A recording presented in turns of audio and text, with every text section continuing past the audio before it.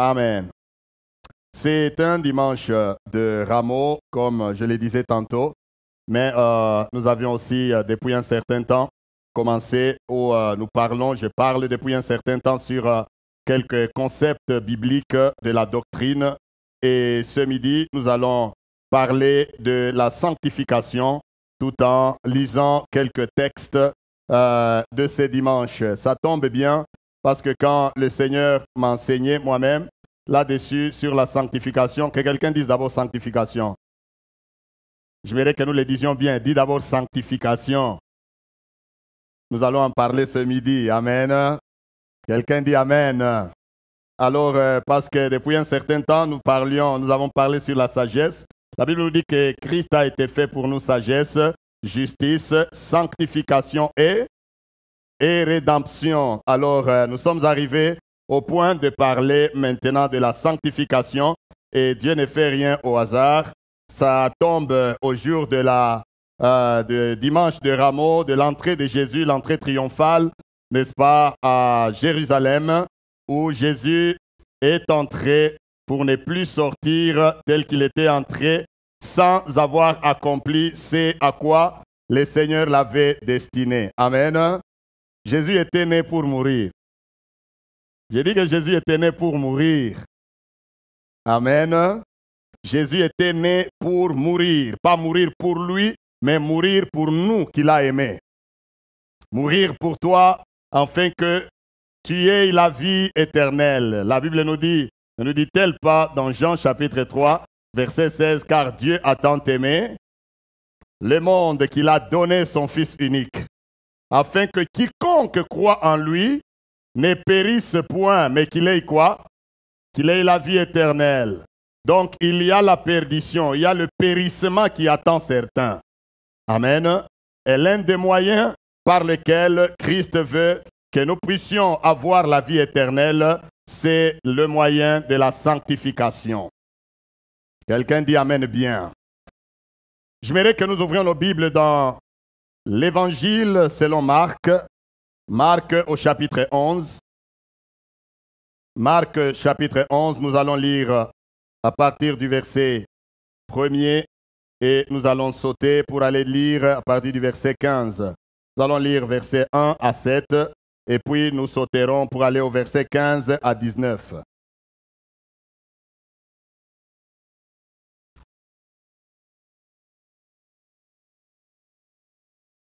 Vous avez trouvé? Nous pouvons lire? J'ai dit, est-ce que nous pouvons lire? La Bible dit ceci. Lorsqu'ils approchèrent de Jérusalem et qu'ils furent près de Bethphagée et de Béthanie, vers la montagne des Oliviers, Jésus envoya 2 de ses disciples en leur disant, allez au village qui est devant vous.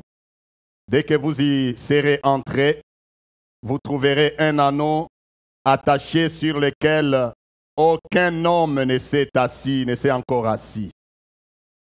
Amen. Notez bien.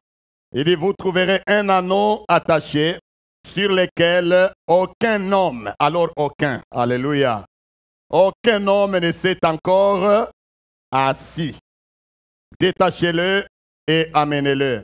Si quelqu'un vous dit, pourquoi faites-vous cela? Répondez, le Seigneur en a besoin. Et à l'instant, il le laissera venir ici. Les disciples étant allés trouver l'anneau attaché dehors, près d'une porte au contour du chemin, et ils le détachèrent. Quelques-uns de ceux qui étaient là leur dirent, que faites-vous? Pourquoi détachez-vous cet anneau?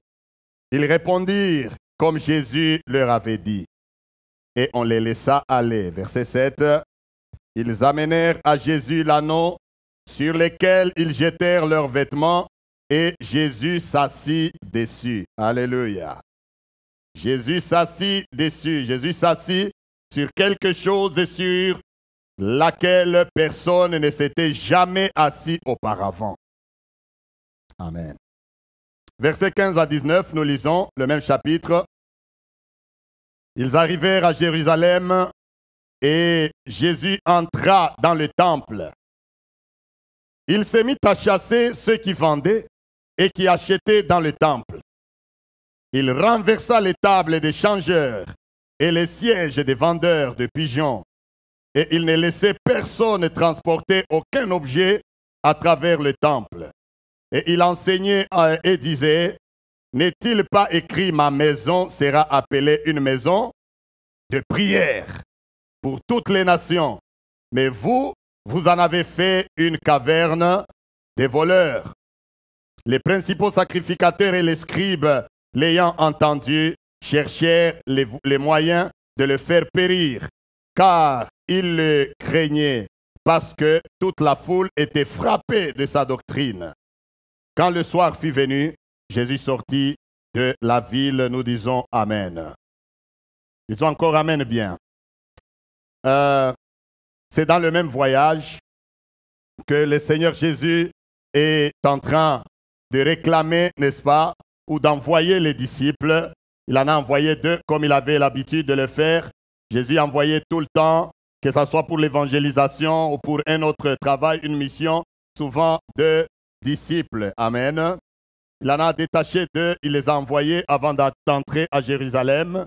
Il leur a dit, allez à un tel endroit, vous trouverez un anneau attaché sur lequel personne ne s'est jamais assis et vous allez le détacher. Si on vous pose la question, dites tout simplement que le Seigneur en a besoin et on vous laissera aller, on vous laissera l'amener. Amen.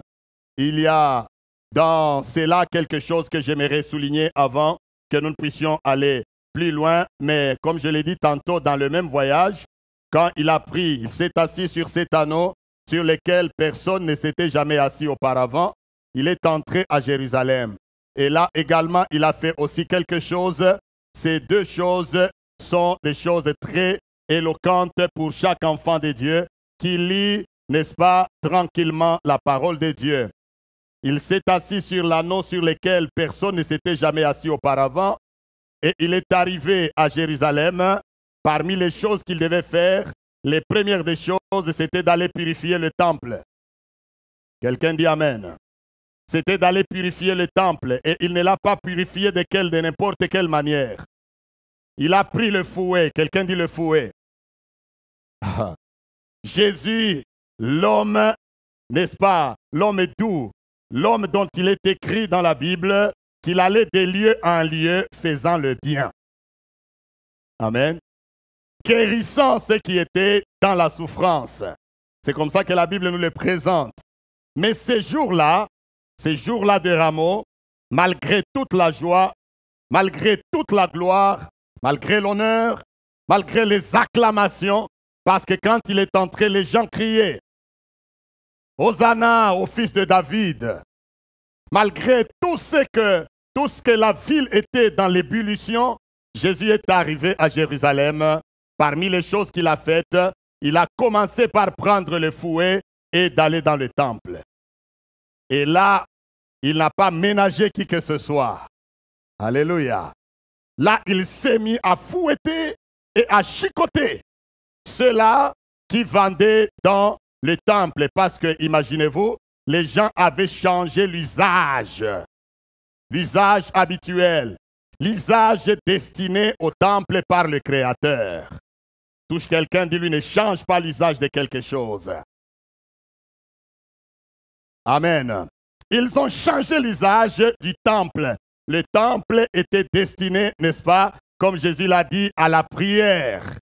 Il a dit, il est écrit, ma maison sera une maison de prière. Mais vous, vous en avez fait maintenant une caverne des voleurs. Ça veut dire que vous avez changé l'usage. Vous avez transformé l'objectif pour lequel la maison de Dieu était construite. Combien savent que nous sommes aussi le temple de Dieu? Je vous pose la question, combien savent que nous sommes le temple de Dieu? Et la Bible dit que celui qui détruira ce temple, Dieu fera quoi? Les détruira également. Nous les détruisons comment? Nous les détruisons par le mal. Quelqu'un dit Amen. Ce que j'aimerais illustrer ici, c'est que Jésus est allé, il n'a pas ménagé, il n'a pas parlé avec douceur, il n'a pas dit, écoutez-moi d'abord, je vais prêcher, je vais exhorter, et vous allez comprendre. On va voir si le Saint-Esprit va vous convaincre ou non. Non, ces jours-là, il a dit pour ça, on ne négocie pas. Amen.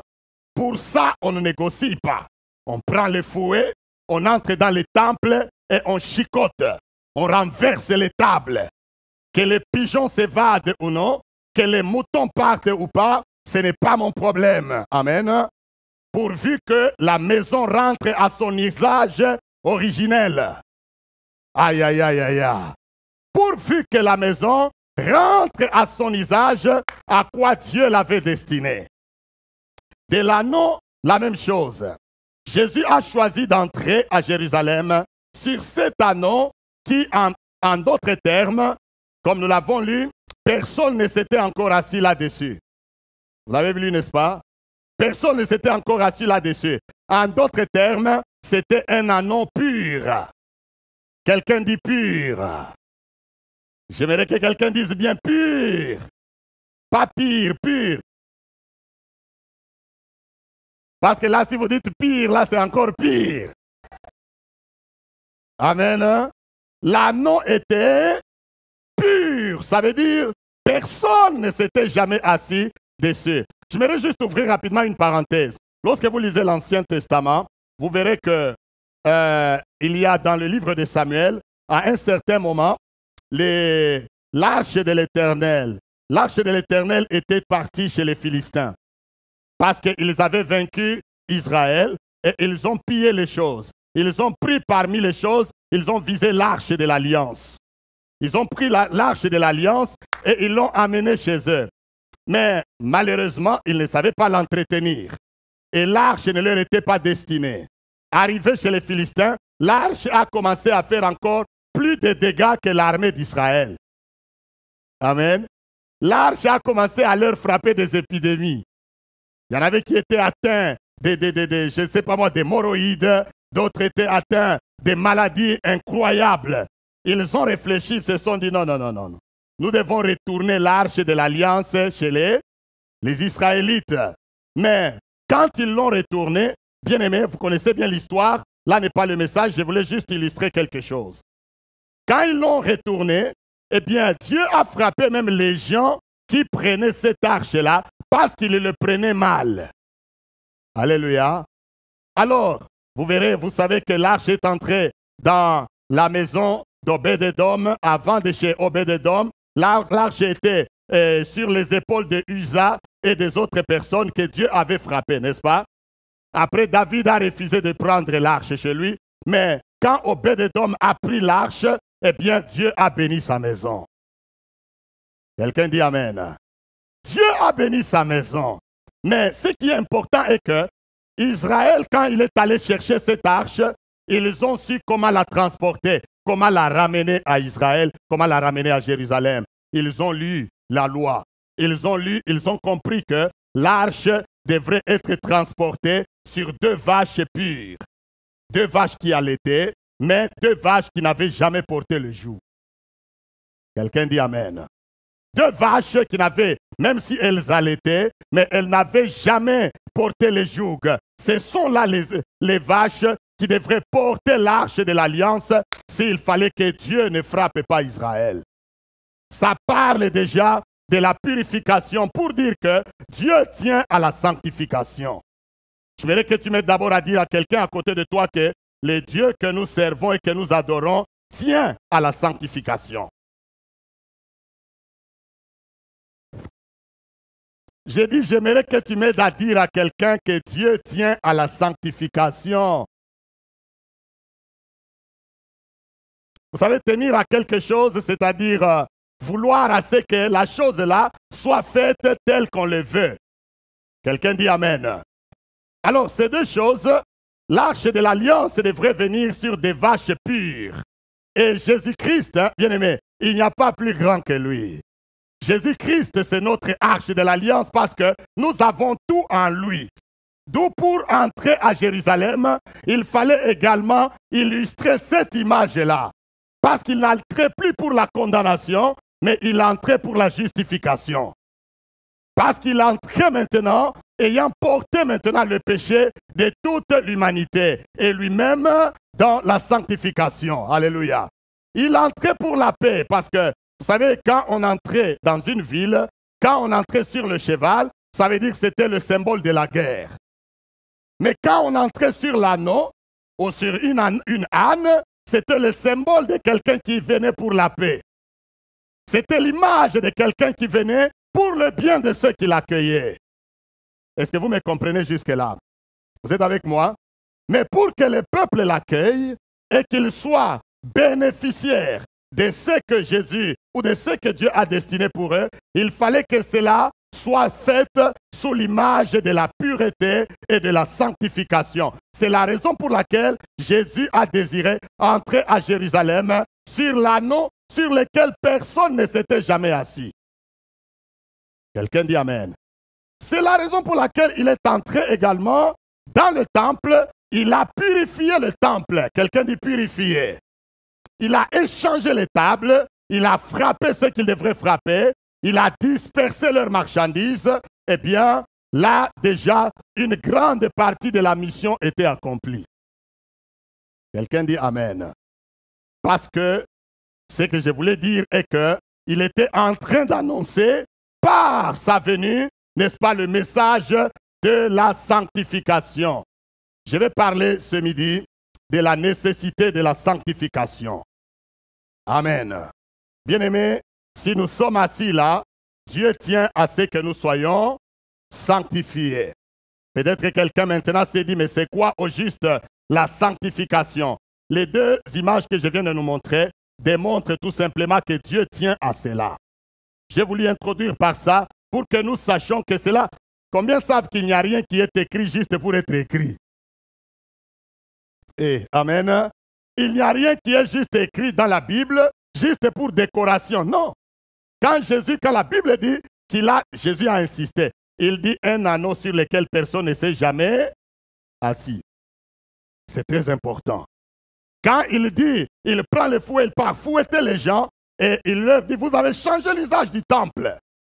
Cette maison est construite pour un objectif, pour être une maison de prière, mais vous en avez changé l'usage. Il sait ce qu'il est en train de faire. Il est en train de leur envoyer le message que l'heure de la sanctification est arrivée. Aïe, aïe, aïe, quelqu'un dit Amen. L'heure de la sanctification est arrivée. Parlons un peu de la sanctification elle-même. Bien aimé, nous devons savoir que la Pâque parle de notre sanctification. Vous allez comprendre. La Pâque parle de notre sanctification. Que signifie la sanctification? Je vais nous donner trois définitions avant de parler de sa nécessité. Suivez-moi bien. J'aimerais bien enseigner ce midi ces concepts pour que ça puisse rester dans le cœur de quelqu'un. Il y a des moments où nous sautons, des moments où nous voulons que ça soit, je ne sais pas moi, dans l'ébullition, mais il y a des moments où nous devons vraiment parler d'une manière bien coordonnée pour que le message le plus capital de la parole de Dieu trouve place dans le cœur de quelqu'un. Quelqu'un dit Amen. J'ai dit c'est quoi la sanctification? Vous savez, dans la racine hébraïque, le mot sanctification, que nous traduisons en français sanctification, dans la racine hébraïque, c'est le mot Kadash. Kadash, c'est-à-dire Q-A-D-H-A-S-S. S-H. Kadash. Amen. Ce mot signifie tout simplement saint. Oh, quelqu'un dit Amen. Quelqu'un dit d'abord saint. Disons encore saint. Est-ce que nous pouvons encore dire bien plus fort saint? Aha. Vous savez, dans Lévitique 19, 2, nous n'allons pas lire. Dieu dit au peuple d'Israël, il dit, soyez saints, car moi, votre Dieu, je suis quoi? Il dit, soyez saints, parce que moi, votre Dieu, votre Père, je suis saint. C'est ce mot-là qui est traduit en français par sanctification. Alléluia. C'est quoi sanctification? Premièrement, premier sens de la sanctification, c'est rendre une chose pure. Quelqu'un dit Amen. Sanctifier quelque chose, c'est la rendre pure. En d'autres termes, c'est la déclarer sainte. Vous êtes avec moi? Donc là, c'est clair, c'est la plus simple, n'est-ce pas, de définition qu'on peut trouver. Sanctifier une chose, premier sens, c'est rendre la chose sainte, rendre la chose pure.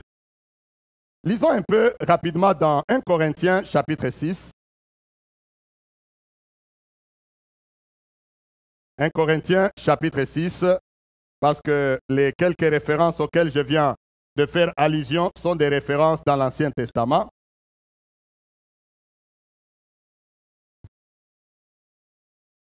Lisons un peu ce que l'apôtre Paul dit dans 1 Corinthiens chapitre 6 à partir du verset 9.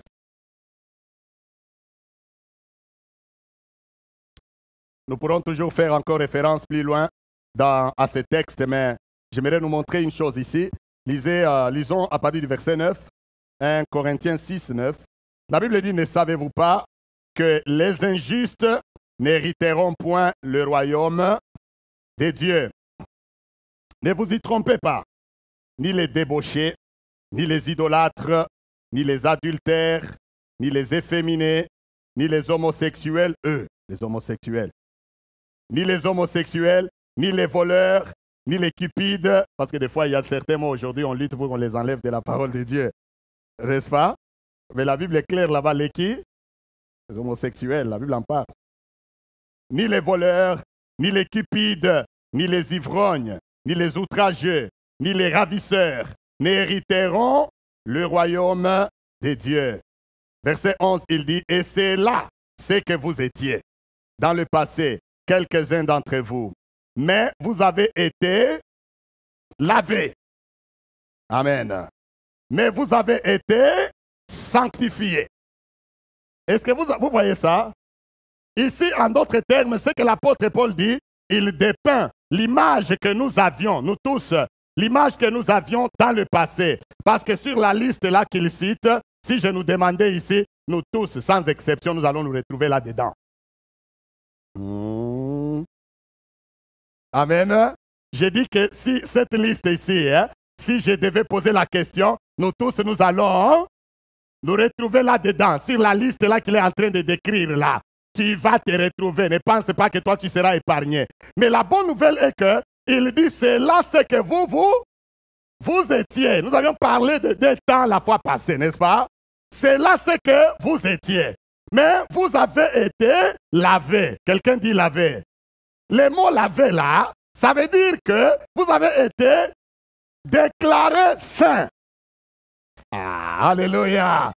Il dit, vous avez été déclaré saint. Maintenant, avant que je ne continue, imagine un peu si avec toute cette liste et la conclusion à laquelle l'apôtre Paul arrive, il dit que vous avez été lavé, vous avez été sanctifié.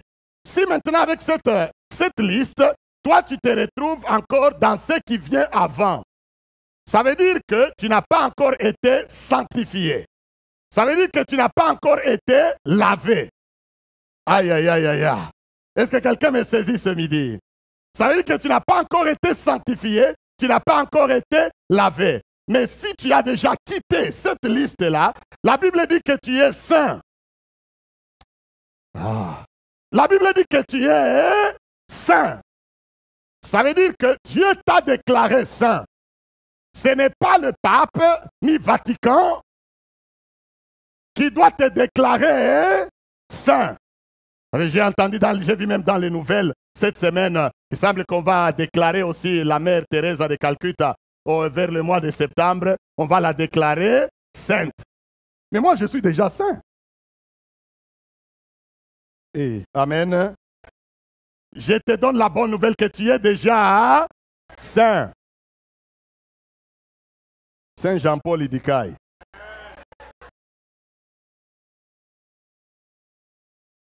Amen. Si tu as une connotation catholique de la foi, tu risques de te sentir offensé. Ce n'est pas offensé. C'est la vérité. Nous avons été, mais maintenant nous sommes lavés. Nous avons été sanctifiés. En d'autres termes, nous avons été déclarés. C'est pourquoi, vous voyez, dans la parole de Dieu, lorsque vous lisez les épîtres de Paul, j'aime Paul, alléluia. Quand vous lisez Paul, il écrit aux saints qui sont en Asie. Ce n'est pas vrai. Mais vous pensez qu'il prend ça d'où? Il écrit aux saints qui sont en Asie et en Achaïe. Il écrit à une église comme la nôtre. Mais il les déclare les saints. Parce qu'il connaît, il a compris l'évangile. Que nous étions autrefois de toutes sortes de pécheurs. Mais maintenant nous avons été lavés. Ça veut dire Dieu nous a déclarés saints. Dieu a dit que nos péchés ont été effacés. La page a été tournée. Il nous a sanctifiés. Il nous a déclarés saints. C'est la première bonne nouvelle que j'aimerais te donner ce midi. Tu as été déclaré saint. Tu crois en Jésus. Tu crois en son sacrifice. La sanctification est que devant Dieu, nous avons parlé de la sagesse, nous avons parlé de la justice. La sanctification veut que tu saches que tes péchés ont été effacés. Dieu t'a déclaré saint. Aux yeux de Dieu, nous sommes saints, pas à cause de ce que nous aurons fait ou que nous ferons, mais à cause du sacrifice de Jésus-Christ. Tous ceux qui croient en Jésus, Dieu les a déjà mis de côté. Tu as été lavé. Première bonne nouvelle. Amen. Première bonne nouvelle. C'est quoi encore la sanctification? Sanctifier quelque chose, c'est la mettre à part pour Dieu et pour son service. Est-ce que vous retenez cette définition? Je pense que c'est tellement clair que après que j'ai parlé, tu peux aussi me l'expliquer. Amen. J'ai dit premièrement que la sanctification, c'est quoi? Sanctifier quelque chose, c'est la déclarer pure, la déclarer sainte, comme toi et moi. Il y a le autrefois et il y a le maintenant. Aussi longtemps que tu crois en Jésus, Dieu te déclare saint et pur. C'est la raison pour laquelle Paul écrit à toutes les églises en se référant, en les appelant les églises des saints. Deuxième chose, c'est que la sanctification, c'est la mise à part. Ah, suivez-moi bien. Amen. Quelqu'un dit la mise à part. Sanctifier quelque chose, c'est la mettre à part pour Dieu et pour son œuvre. Ça veut dire, lorsque nous disons que nous sommes sanctifiés, c'est-à-dire que Dieu nous a mis à part. Dieu nous a séparés des autres. Aïe, aïe, aïe, aïe, aïe. Dieu nous a séparés des autres pour lui. Vous allez comprendre. Lorsque la Bible dit que Dieu a séparé, Dieu a sanctifié un jour qui est le 7e jour, le jour du sabbat. Vous pensez que Dieu a pris le jour du sabbat, il a commencé à les laver? Pas parlons quand même. Les hommes de Dieu qui sont ici. Quand la Bible dit que Dieu a sanctifié le jour du sabbat, ça veut dire qu'il a commencé à laver ce jour-là. Il l'a fait quoi? Il l'a mis à l'écart. Ok, comprenons bien dans le contexte de nos vies. Si une maman, une mère qui aime bien son mari, elle prépare une bonne casserole de choses, mais on a tellement beaucoup d'enfants, surtout quand ils commencent à grandir, et ils mangent. C'est bien, n'est-ce pas? Et nous les encourageons. Et la maman se dit, si je ne mets pas quelque chose, papa n'est pas là, si je ne mets pas quelque chose à côté pour papa, la casserole de haricots ou de viande va faire quoi? Va finir. Amen. Alors qu'est-ce que la maman fait? Elle prend quelque chose, elle met quelque chose pour papa. Entre parenthèses, maman, si tu ne le fais jamais, fais-le. Amen. Elle prend quelque chose, de bons morceaux, elle fait quoi? Elle met dans une autre casserole, elle met à côté. Ce que nous pouvons dire dans les termes bibliques, elle a fait quoi? Elle l'a mise à part, elle l'a sanctifiée. Aïe, aïe, aïe, aïe, aïe. Amen. Elle a sanctifié quelques morceaux de viande pour papa. Pour son mari. Amen. Maintenant, même si tu disais, dans ta cuisine, un enfant vient, il ouvre la casserole, il veut, je veux prendre, il dit, hey, ça c'est... Aïe, aïe, aïe, non pas pour papa. Ça c'est... Non, ça c'est sanctifié. En disant ça, tu ne t'es pas trompé. Aïe, aïe, aïe, aïe, aïe. Amen. Ça veut dire que c'est mis à part pour quelqu'un, pour papa, c'est sanctifié. Et quand tu dis ça, tu as plein droit de dire ça, c'est normal. Parce que c'est mis à part pour quelqu'un et pour un objectif. Quelqu'un dit Amen. La Bible nous montre clairement, lorsque nous disons que nous aussi nous sommes sanctifiés, bien aimés, ça veut dire que Dieu, dans sa préscience, il nous a détachés. Il nous a mis à part. Afin que personne ne fasse quoi? Ne nous touche. Oh, quelqu'un dit Amen. La sanctification est une force, est une puissance. Quelqu'un dit Amen bien. Lorsque tu réalises que tu es sanctifié, que ton péché ne te trompe pas. Alléluia. Dieu t'a mis à part, toi qui es enfant de Dieu, toi qui crois en Jésus, Dieu t'a mis à part afin que personne ne fasse quoi? Ne te touche. Parce que tu es à Dieu. Alléluia. La Bible ne dit-elle pas, Dieu dit ne touchez pas à mes saints. Ne touchez pas à mes oins. Ne touchez pas à ceux qui sont à moi. C'est la raison pour laquelle quand tu comprends la profondeur de ces messages, bien aimé, même un sorcier ne va pas jouer avec toi. Aïe, aïe, aïe, aïe, aïe. Des fois, il y a des choses qui révoltent notre foi. Quand tu réalises que tel que tu es là, tu es mis à part. Dieu t'a détaché du monde. Dieu, en d'autres termes, Dieu t'a sorti du marché. Aïe, aïe, aïe, aïe, aïe.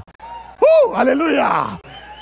Tel que nous sommes là, l'Église est constituée des hommes et des femmes que Dieu a sortis du marché. Le marché du péché, Dieu m'a sorti du marché du péché. Alléluia. Ça veut dire si vous allez chercher une marque appelée Eli Kabongo, sanctifiée par le sang de Jésus, dans les boîtes de nuit, vous n'allez pas trouver cette marque-là. Hey! Amen. Je dis que tu ne vas pas trouver. Tu peux dire ça de toi-même. Ne pense pas que c'est l'orgueil. Il dit le pasteur est devenu orgueilleux. Il commence à dire que lui il est saint. Je suis saint. Tu es saint. Quelqu'un dit Amen. Parce que Dieu m'a mis à part. Nous sommes des élus de Dieu. Nous sommes des mis à part. C'est que tu as droit de refuser tout ce qui peut toucher n'importe qui. Quand ça arrive auprès de toi, tu dis pas chez moi. Parce que moi, je suis un mis à part. Je suis sanctifié pour Dieu. Que quelqu'un dise Amen bien. Est-ce que nous comprenons ces choses? Donc la sanctification, premièrement, c'est déclarer la chose sainte. Deuxièmement, c'est la mettre à part. Quelle grâce! Tel que nous sommes là, Dieu nous met à part pour lui. Amen. Tu es assis à côté d'un mis à part. Tu es assis à côté d'une mise à part. Elle est séparée, elle est détachée. D'ailleurs, c'est la raison pour laquelle l'Église, l'Église, je vous l'ai dit toujours ici, l'Église vient de la racine grecque ecclésia, n'est-ce pas? Qui signifie ceux qui sont appelés du dehors. Bien-aimé, tu n'as pas besoin de regarder et de voir comment nous sommes dehors parce que nous montons dans les mêmes bus, nous achetons dans les mêmes no-frills. Et vous dites, mais là, ce que les pasteurs disaient là, c'est quoi? Est-ce qu'il y a des no-frills pour les chrétiens? Là, tu n'as pas compris le message. Amen. Ça ne signifie pas que nous allons avoir nos shops à nous aussi longtemps que nous sommes sur cette terre. Mais ça veut dire que Dieu nous a scellés. La Bible dit que nous avons été scellés pour le jour de la rédemption. J'aimerais dire à quelqu'un, celui dont la conversion est réelle et véritable, tu as un sceau, tu as une marque de Dieu sur toi, qui signifie que pour Dieu, le monde spirituel peut te regarder. Toi, tu ne vois pas ça. Quelqu'un dit Amen. Tu ne peux pas voir ça, tu peux ne pas voir ça, mais vous n'avez jamais vu, tu passes peut-être dans un milieu et tu vois quelqu'un qui, lui, opère dans un monde spirituel, il te regarde d'une manière curieuse là. Vous n'avez jamais vu? Il regarde, il y a quelque chose qu'il voit. Il y a une marque que toi tu as, que lui n'a pas. Réjouis-toi parce que Dieu t'a séparé de ce monde. Tu es sanctifié. Alléluia. Tu es sanctifié Tu es mis à part pour l'Éternel, pour ton Dieu. Quelle bonne nouvelle! C'est la deuxième bonne nouvelle. J'ai dit que c'est la deuxième bonne nouvelle. Alléluia. J'ai dit encore que c'est la deuxième bonne nouvelle. Ah, mais maintenant, il y a la troisième. Maintenant, la sanctification, c'est aussi vivre une vie ou mener une vie irréprochable. Que les amens ne diminuent pas. Amen. J'ai dit que les amens ne diminuent pas. Donc, nous avons vu, premièrement, que la sanctification ou être sanctifié, c'est quoi? Rendre quelque chose pur. Deuxièmement, c'est quoi? Être mis à part. Si tu oublies, souviens-toi même que je vais mettre la viande de papa à part, je la sanctifie. Amen. Et troisièmement, c'est mener une vie irréprochable. En d'autres termes, c'est vivre dans la crainte de Dieu. Alléluia. C'est là où les Romains s'empoignèrent. Amen. Vivre dans la crainte de Dieu. Si Dieu t'a mis à part, si Dieu t'a déclaré pur, ça veut dire que toi aussi maintenant, tu dois fournir un effort de refuser les choses qui te suivent. Aïe, aïe, aïe. Disons amen bien. Aidez-moi, ouvrons nos Bibles rapidement. Allons un peu dans 2 Corinthiens rapidement. Je vais juste mettre un accent sur un mot encore et nous allons continuer dans la nécessité de la sanctification. Je crois que Dieu nous fera grâce, nous avons encore le temps. Amen. 2 Corinthiens chapitre 7, regardons un peu ce que l'apôtre Paul est en train de dire.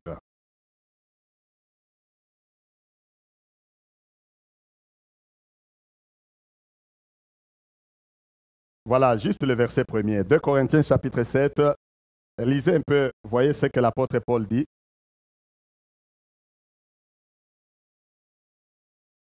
Il dit, ayant donc de telles promesses, bien-aimés, faisons quoi? Faisons quoi? Purifions-nous de toute souillure de la chair et de l'esprit. Amen. Bien-aimés, purifions-nous de toute souillure. Il y en a 2 catégories. Souillure de la chair et de l'esprit. Parce qu'il y a des gens, apparemment, par la chair, il n'est pas, il est bien, il est propre. Mais l'esprit souillé. La Bible dit, purifions-nous. Parce que nous avons de grandes promesses. Nous ne sommes pas n'importe qui. Quelqu'un dit amen. Purifions-nous de toute souillure de la chair et de l'esprit en achevant. Dans ta Bible, souligne ces mots, achevant. Alléluia. Il dit en faisant quoi? En achevant notre quoi? En achevant notre sanctification dans quoi? Bon, allons-y un peu. Il dit en achevant. Quand on dit achever, ça veut dire que c'est quelque chose qui avait déjà commencé. C'est vrai ou ce n'est pas vrai? Quand on dit en achevant, si je commence une chose, je vais dire, toi tu vas venir achever. Ça veut dire que tu vas venir terminer. Et l'apôtre dit ici, purifions-nous de toute souillure de la chair et de l'esprit en achevant. Ça veut dire que notre sanctification avait déjà commencé. Où est-ce qu'elle a commencé? C'est là que je nous ai dit que nous avons déjà été lavés, nous avons déjà été sanctifiés, nous avons déjà été déclarés saints. Nous avons déjà été mis à part. Maintenant, nous devons suivre notre part. La sanctification est une œuvre qui a 2 parts. Suivez-moi bien. Ça, c'est une doctrine très capitale et importante pour chaque enfant de Dieu. La sanctification est une doctrine purement divine et humaine. Parce qu'elle a en elle ces 2 parts. Il y a la part de Dieu et il y a la part de l'homme. Est-ce qu'on reçoit quelque chose? Amen. La sanctification est en même temps divine et en même temps humaine. Et là, la part de Dieu, il nous a déjà déclarés saints par le sacrifice de Jésus. Il nous a déjà purifiés, lavés par l'eau du baptême et par sa parole. Nous sommes saints, nous sommes mis à part. Mais maintenant, l'apôtre Paul ajoute, il dit que nous devons maintenant faire quoi? L'achever. Ah. Amen. Nous devons achever notre sanctification par la crainte de Dieu. Bien-aimé, craindre Dieu, c'est dire comme il dit. Alléluia. Craindre Dieu, c'est dire comme il dit. Si Dieu dit que ça, c'est noir, qui peut contredire Dieu? Suivez-moi ce que je suis en train de nous dire ici. Si Dieu dit que ce mouchoir ici est noir, même si nous, par nos yeux, nous voyons que c'est, mais nous allons dire que oui, c'est, parce que nous disons comme Dieu. Est-ce que vous me comprenez? Je vais encore descendre pour qu'on comprenne. La crainte de Dieu, c'est dire comme Dieu a dit. Nous ne changeons pas sa parole. Ça veut dire quoi? S'il y a quelque chose que Dieu dit que ça c'est le mal, ça c'est le péché, même si nous ne comprenons pas, nous disons que ça c'est... Parce pourquoi on te dit mais ça c'est le péché, comment toi tu peux dire que ça c'est le péché? Même si je ne sais pas pourquoi, mais je dois dire que c'est le péché parce que Dieu a dit. Là tu crains Dieu. Amen. Très important. Là tu fais quoi? Tu crains Dieu. Mais si Dieu dit que, j'ai dit que ça c'est noir, toi tu dis non, Dieu c'est blanc. Dieu dit à quelque chose que ça c'est péché. Toi tu dis non, au Canada ça ce n'est pas mauvais. Et écoutez un peu, j'ouvre une parenthèse. Il n'y a pas un Dieu de l'Afrique et un Dieu du Canada. Quelque chose qui est péché en Afrique est aussi péché au Canada. Et amen. Quelque chose qui est péché, il n'y a pas de race. Que personne n'aille te dire que bon, ça c'est dans notre culture. Chez vous, si chez vous c'est un péché. Non, frère, notre culture, il n'y a pas d'autre culture que la culture de la parole de Dieu. Nous vivons dans la crainte de Dieu. Nous disons ce que la Bible dit. C'est ça, être dans la crainte de Dieu. Peuple de Dieu, aujourd'hui, beaucoup de gens blâment Dieu dans leur situation, mais ils ne savent pas qu'ils sont dans cet état-là à cause du fait qu'ils ne disent pas comme Dieu dit. Amen. Tu ne dis pas comme Dieu dit. Il y a des gens qui justifient leur péché. Tu es un homme célibataire depuis des années, tu penses que, non, Dieu comprend quand même. Vous comprenez, moi je suis célibataire, frère, ça fait autant d'années, frère. Parce que moi je vais vivre seulement comme ça, frère. Oui, frère. Et puis tu pars, tu commences à faire la débauche. Quand on vient vers toi, on te montre, eh ben, vous ne comprenez pas. Ce n'est pas nous qui ne comprenons pas, c'est Dieu qui ne comprend pas. Et ça va bloquer ta vie. Parce que tu n'es pas en train d'achever ta sanctification. Oh, que quelqu'un dise amen. Que quelqu'un dise solide.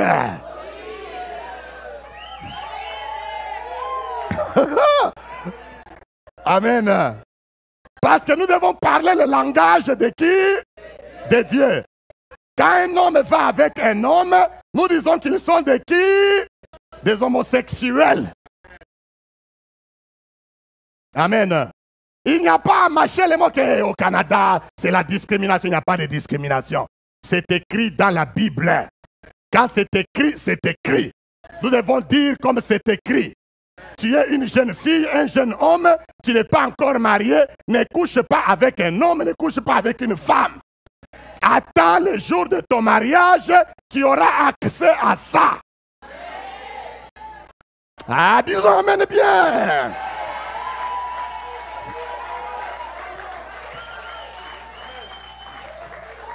Sinon, le diable va mettre la main sur toi et tu vas te tourner contre nous, que ces hommes-là n'ont même pas la puissance. Écoute, nous avons la puissance. C'est toi qui as un problème. Tu n'es pas en train d'achever ta sanctification. Où est-ce que tu vis le samedi?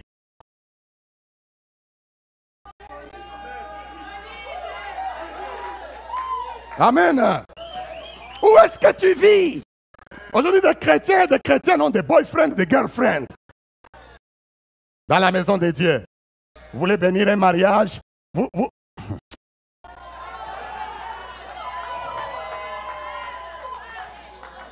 Des fois, c'est malheureux. Amen. Des fois, c'est malheureux. Des fois, nous bénissons des mariages, que ce soit ici, que ce soit dans d'autres cadres, malgré les voiles, malgré tout. Mais il n'y a plus rien.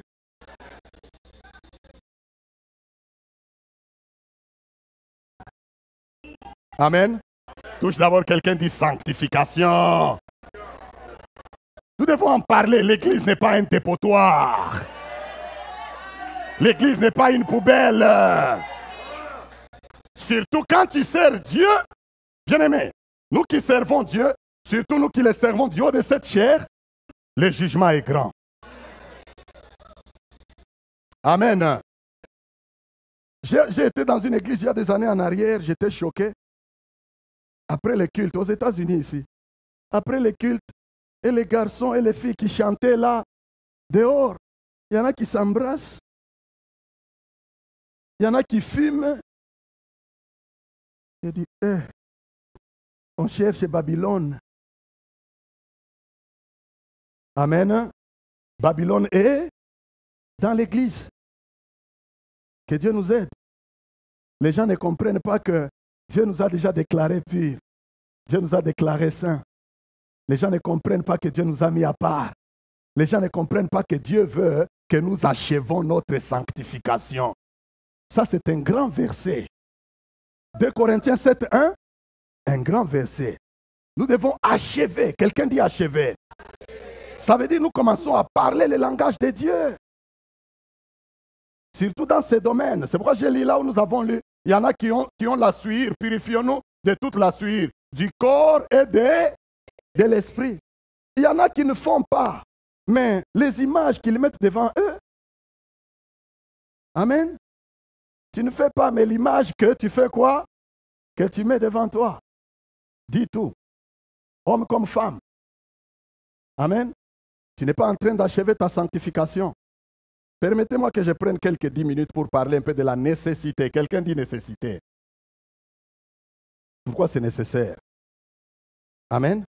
Pourquoi c'est nécessaire? La sanctification est nécessaire parce que premièrement, elle favorise en nous le fruit de l'esprit. Ça veut dire qu'elle favorise en nous l'image de Dieu. Sans la sanctification, nous ne pouvons pas être à l'image de Dieu. Parce que les fruits de l'esprit sont les fruits qui sont avec Dieu. C'est pourquoi vous voyez d'autres personnes, il est chrétien des années, mais il n'y a pas la joie dans son cœur. La paix, il ne l'a pas. L'amour, c'est difficile de le montrer. Aujourd'hui, les gens, l'amour, ils le demandent seulement. Mais ils ne savent pas aussi le donner. Savez-vous que l'amour, ce n'est pas un chemin one way. L'amour, c'est aller, retour. Mais aujourd'hui, nous avons beaucoup de gens dans la maison de Dieu qui ne font que demander l'amour, l'amour. Oh, dans cette église-là, il n'y a pas l'amour. Dans cette... Frère, ici, il y a l'amour, frère. Tout ce que nous faisons pour nos membres, là, vous voulez qu'on vous aime comment?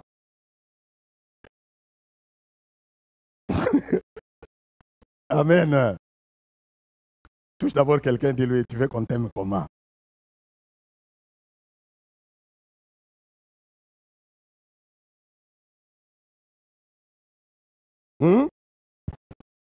Amen.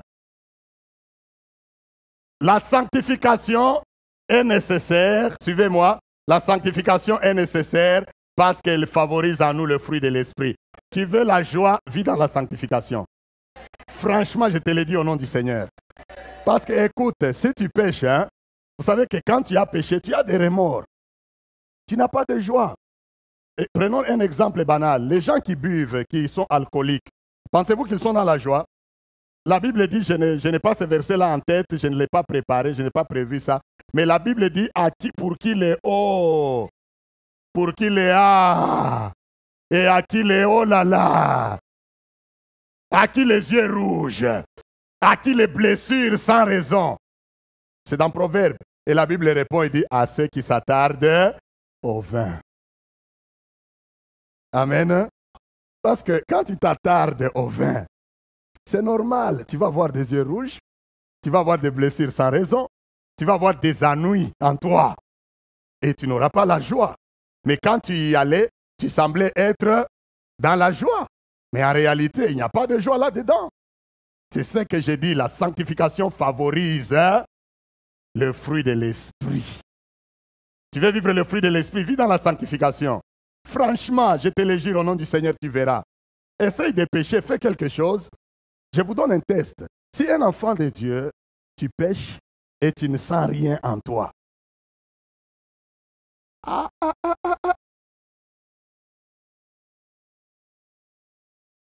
Amen. Prenons maintenant encore un autre exemple banal. Toi, un enfant de Dieu, tu mens et tu es bien, calme. Panne. Il y a une panne en toi. Quelqu'un dit Amen. Je suis très sérieux dans ce que j'ai dit. Comprenez-moi. Parce que des fois, la Bible nous dit que la main de l'Éternel n'est pas devenue trop courte pour sauver, ni son oreille trop dure pour entendre. Mais ce sont vos péchés qui vous cachent sa face. Ce sont vos iniquités qui l'empêchent de vous écouter. La main de Dieu n'est pas courte. Dieu est capable d'opérer un miracle dans l'immédiat, dans ce que tu es en train d'attendre là. Dieu est capable de te faire la transaction que tu attends depuis des années là. Dieu est capable de te la donner dans l'immédiat. C'est qu'il demande la sanctification. Amen. Parce que si déjà avant la sanctification, avant la transaction là, tu es déjà pire, pas pur, pire. Mais là, quand la transaction va passer, tu vas être quoi? Amen. Je vais aller vers la fin. Deuxièmement, la sanctification nous permet de remporter la victoire. Ça, j'aime. Je suis en train de souligner maintenant la nécessité de la sanctification. Premièrement, elle favorise la production de fruits dans nos vies de l'esprit. Merci. Amen. Deuxièmement, la sanctification nous permet de remporter la victoire. Qui n'a pas besoin de victoire aujourd'hui? La Bible nous dit dans le psaume 60, verset 8, psaume 60, verset 8, on dit que Dieu triomphe dans la sainteté. Oh oh.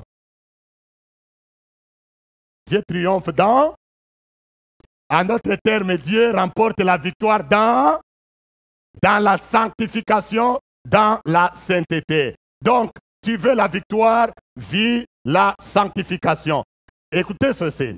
Si vous lisez dans Josué, l'une des premières choses, quand Josué a pris la relève avec le peuple d'Israël, avant d'entrer dans Canaan, parce que Moïse les a conduits de l'Égypte jusqu'à la porte de Canaan, n'est-ce pas? Avant de traverser le Jourdain. Dieu a dit à Moïse, maintenant, toi va à la montagne parce que tu vas mourir. Moïse est allé à la montagne et puis il est mort, mais avant cela, Dieu lui a dit, tu imposeras ta main sur qui? Josué est celui qui sera prophète à ta place. Et il a tout fait. Maintenant, Moïse est allé à la montagne, il est mort. Josué a pris la relève. La première des choses qu'il a faites après qu'ils aient traversé le Jourdain, de l'autre côté maintenant, la première des choses que Josué a exhorté le peuple, à laquelle il les a exhortés, c'est quoi? Sanctification. Josué 3,6. Il dit, faites quoi? Sanctifiez-vous. Parce que demain, l'Éternel commencera à faire des prodiges parmi vous. Première chose, sanctifiez-vous. Parce qu'il a compris qu'avant d'affronter quel que soit l'ennemi que nous allons affronter, faisons quoi d'abord? Sanctifiez-nous. Maintenant, si vous allez plus loin, la personne qui ne sait pas sanctifier, nous parlons souvent des Achan, n'est-ce pas? Lecteur de la Bible, vous êtes là? Quelqu'un a lu Achan? Les péchés d'Achan. Il ne s'est pas sanctifié. Vous savez ce qu'il attendait? Il est arrivé, non seulement qu'il s'est souillé lui-même, mais il a souillé même tout le peuple. Achan a fait tuer les gens pour rien. À cause de son péché à lui seul, Israël n'a pas remporté la victoire. Et quand Josué a pleuré, Dieu lui a dit, non, il y a le péché, il y a l'interdit parmi vous.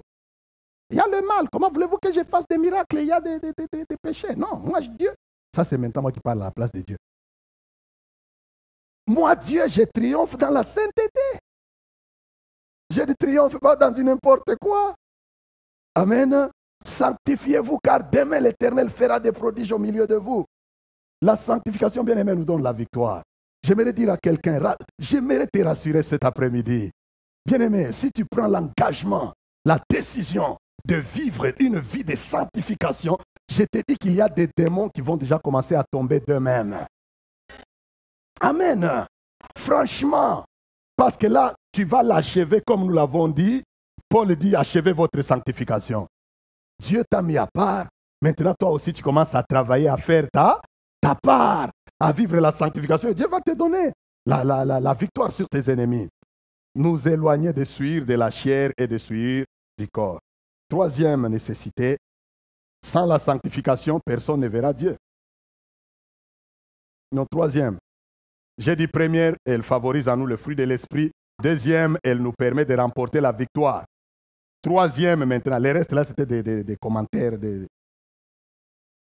Amen. Troisième, sans elle, on ne verra pas Dieu. Hébreux 12, 14 nous dit quoi? Recherchez la paix avec et quoi d'autre? Sans laquelle personne. Amen. J'ai dit Amen. J'aimerais nous lire, je tends vers la fin. Je vais juste nous donner la dernière nécessité et puis on va prier, on va aller chez nous se préparer en ce dimanche des rameaux pour la Pâque. Amen. Allons un peu ensemble dans Apocalypse. Combien savent que Apocalypse, c'est comme le sceau de Dieu? Amen. Apocalypse, c'est ça, le sceau final de Dieu. Tout ce qui est écrit dans Apocalypse, là, quand tu le lis, prends-le à cœur. Lisons un peu. J'aimerais juste qu'on lise Apocalypse 21, d'abord à partir du verset 24, et puis on va aller à Apocalypse 22, à partir du verset 10. Je nous lis seulement. Hein? Amen. Je nous lis seulement, juste au cas où peut-être il y a encore des questionnements en toi, parce qu'à ces troisième nécessité, j'ai dit, sans elle, personne ne verra le Dieu ni son royaume, n'est-ce pas? N'est-ce pas? Quelqu'un a-t-il une autre doctrine? Non. Les nations, donc Apocalypse 21, 24, les nations marcheront à sa lumière, et le roi de la terre y apporteront leur gloire. Ses portes ne se fermeront point le jour, car là, il n'y aura point de nuit. Verset 26. On y apportera la gloire et l'honneur des nations. Verset 27 qui m'intéresse le plus. Il n'entrera. Amen. La Bible dit, il n'entrera. Il parle de la nouvelle Jérusalem, la nouvelle ville. Il n'entrera chez elle rien de... Bon, maintenant, dans 2 Corinthiens 7, nous avons lu, Paul dit de nous dépouiller de toutes nos souillures, n'est-ce pas? Parce qu'il savait, ici, il avait déjà la révélation que dans cette ville-là, il n'entrera rien de souillé, ni personne qui se livre à quoi? À l'abomination. Et à quoi? Et au mensonge. Il n'entrera que ceux qui sont écrits dans le livre de l'agneau, de vie de l'agneau. Amen. Mais là, 22, 10. 22, 10, nous lisons. Et il me dit, ne scelle point les paroles de la prophétie de ces livres, car le temps est proche. Que celui qui est injuste soit encore injuste. Que celui qui est souillé fasse quoi? Se souille encore. Et que le juste pratique encore la justice. Et que celui qui est saint fasse quoi? Se sanctifie encore.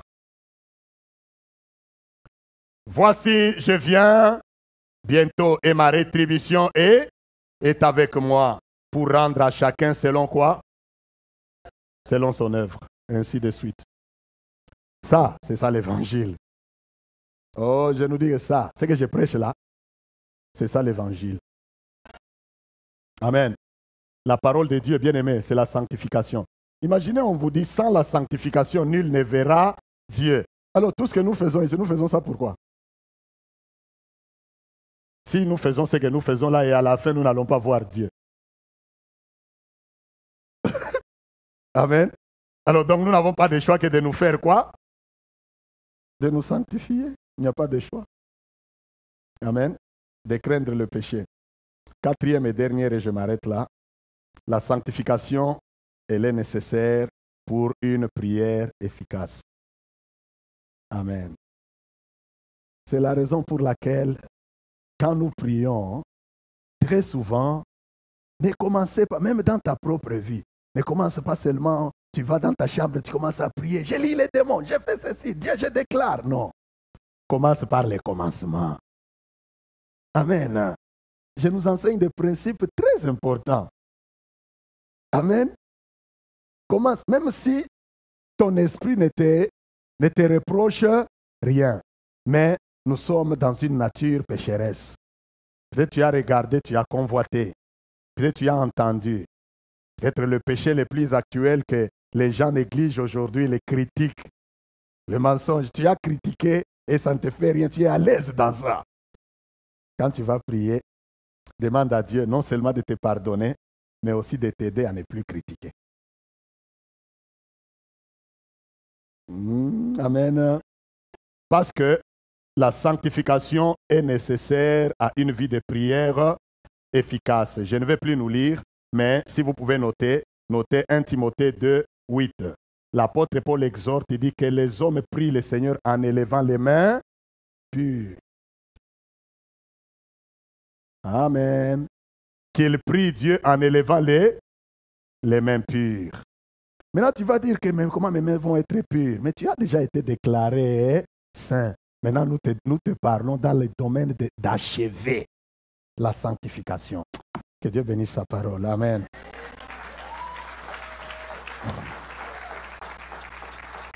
Acclamons bien le Seigneur, acclamons bien sa parole. Elle est tellement succulente, elle est tellement bonne, la parole de Dieu. C'est déjà fait et maintenant nous devons achever cela. Quelqu'un dit Amen. Quelqu'un dit Amen. Que Dieu bénisse sa parole. Alléluia.